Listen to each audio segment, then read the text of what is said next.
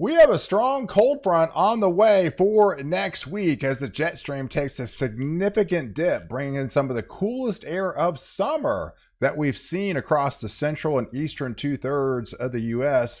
And even this morning, we actually are dealing with our own little cool spell already because we had a cold front that came through earlier. Now it's settled down further south into central and south Texas. But further to the north, you're experiencing below average temperatures for what you would typically normally get for this time of year. The only areas that are above average are across the west and much of the Pacific Northwest, and of course over the top of Canada, and that's what's allowing some of those cooler anomalies to filter in into the lower 48 for your last day of August. Believe it or not, there is the cold front actually stalled right along with the deep south into Florida. It's actually into portions of the Gulf here, but just south of Austin this morning. And they've got numerous flood watches in place for Texas today. And along that boundary, they are expecting more heavy rain. And that heavy rain is going to push further south and allow that cooler shot of air even to sink a little bit further south. So places like Austin and San Antonio, you're eventually going to get some of that heavier rain, and some of those cooler anomalies will sink even into your area.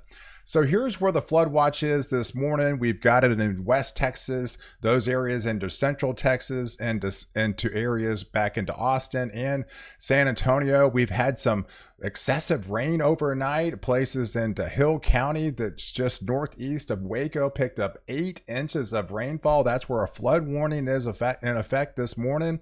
So we've got some 2 to even possibly up to 3 inch per hour rainfall rates in some of these isolated areas. The air mass is pretty humid, so it's got a lot of higher dew points, a lot of moisture content to work with.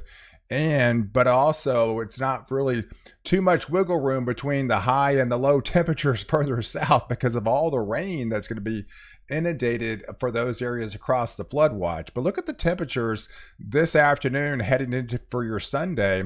That doesn't look like a normal end of August to me, folks. You've got widespread 70s across a good part of the middle part of the country, the northern plains, the central plains. They're across the Ohio Valley. Yes, even 70s still in Oklahoma. Man, they've been on the chilly side for summer standards. Even low 80s in Dallas is still 10 degrees below average, which you would typically see this time of year. But further south, you can definitely see that's where the cooler anomalies are going to take effect. As we get into 5, say 6 o'clock this afternoon, as some of that rain will start entering into central and south Texas, that's where the temperatures are going to drop. And look at that, even 70s are feeling nice there in Florida. So over the next 24 hours, this is where the rain prospects are. So of course, we've got the ridge been pretty much dominating much of the west. Of course, you're looking at sinking air, a lot of dry conditions for you. We do have a little bit of moisture, complements of another storm out there in the Pacific that will be spreading in some tropical moisture further south into the desert regions, back into New Mexico. But obviously the heavier rain is where they've got the flood watches in effect for Texas today. But then of course across Oklahoma and the middle part of the country as well, that's where we're going to be seeing some 1 to 2 inches of rain over the next 24 hours. And then along this stalled frontal boundary. But out east, not much to speak of as well. So even for tomorrow, we were going to be looking at for your Labor Day. Look how far south the cold front gets, right? This is your first day of meteorologically fall, and a lot of areas is actually going to feel like fall already, with some of those cooler anomalies still locked over a good part of the central and eastern two-thirds. And right along that boundary, yes, that's where you're expecting more showers and thunderstorms to kind of bubble up, as the atmosphere will be having more of an overrunning type setup in the afternoon. But look, I mean, that's where we stand for Labor Day, folks. That is not your normal Labor Day by any stretch of the imagination. I mean, almost the entire state of Texas is below average temperatures, other than the very deep south of the Rio Grande Valley. But other than that, all that blue area, that is lower than what you would typically see this time of year, because technically we still are in summer for about another couple of more weeks, even though, yes, meteorologically fall starts about 3 weeks ahead of time. So yeah, but overall we're looking at some pretty pleasant light conditions, and that's where the heavier rain even on Monday is going to be taking place right along that stalled frontal boundary. That's why they still have a marginal risk for heavy rainfall right along that boundary. And then as we flip the calendar into Tuesday for your September the 2nd, there's the trough. It's still locked and loaded over across a good part of the central and eastern 2/3. That's not going anywhere. In fact, we're going to have that reinforcing shot, right? That's the even stronger cold front that's going to build southbound by Thursday and Friday, as the ridge of high pressure will be locked over areas of Alaska. That will allow that kind of funnel effect and drop some of that deep trough into the lower 48. And it's got a little bit of legs with it as well. I mean, this is a fairly potent shot of cooler air. I mean, anytime you get like anomalies 20 plus degrees below average, that's a good shot. That's what's considered a strong cold front, no matter what time of year you're talking about.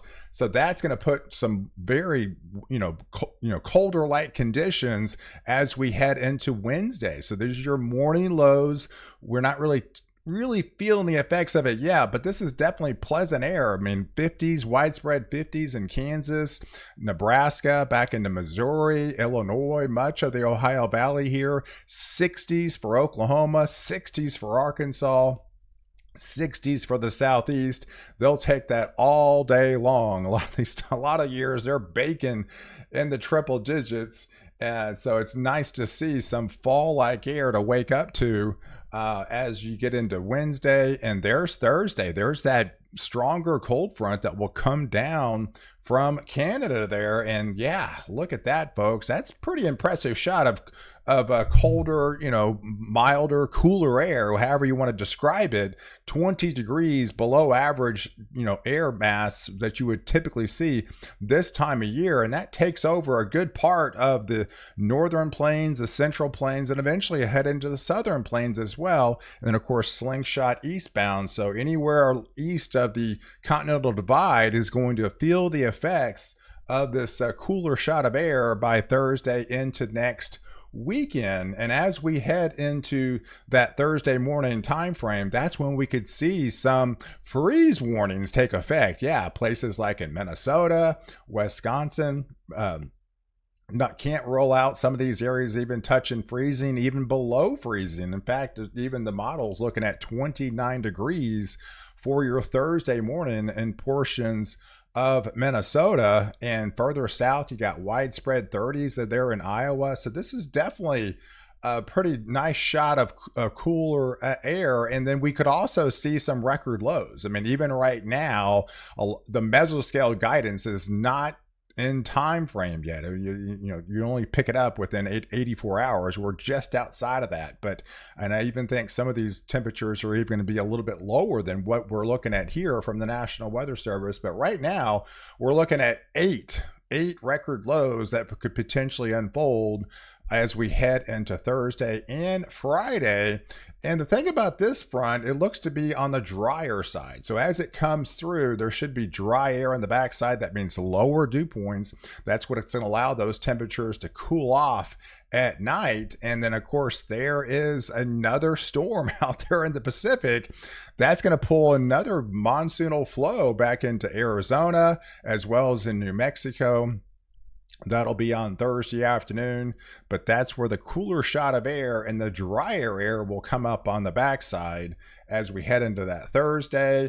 And then we go into Friday into the next weekend. Yes, it's starting to take over again. So it's going to be a cool week across the central and eastern 2/3, which you would typically normally see, especially across the Ohio Valley into the Great Lakes, heading into the Tennessee Valley, the Mid-Atlantic regions, definitely on the colder side for first week of September. It's really not until Sunday that air mass tries to start to modify, but we've already been in that air mass for a good 7 days. So we've got some pleasant fall-like temperatures definitely on the table for your first week of September. So if you break down the precipitation front over the next 7 days, of course, where the ridge of high pressure is, you could expect a lot of sinking air.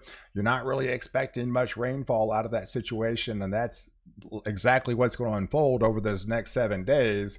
So you're seeing rain further south into the Four Corners regions. That's complements of that Pacific system. We just dealt with Juliet. Now we're going to be dealing with another one, and that's going to spread some welcome monsoonal flow. I mean, Arizona got missed out on much of the monsoon season, so now they're actually finally getting it.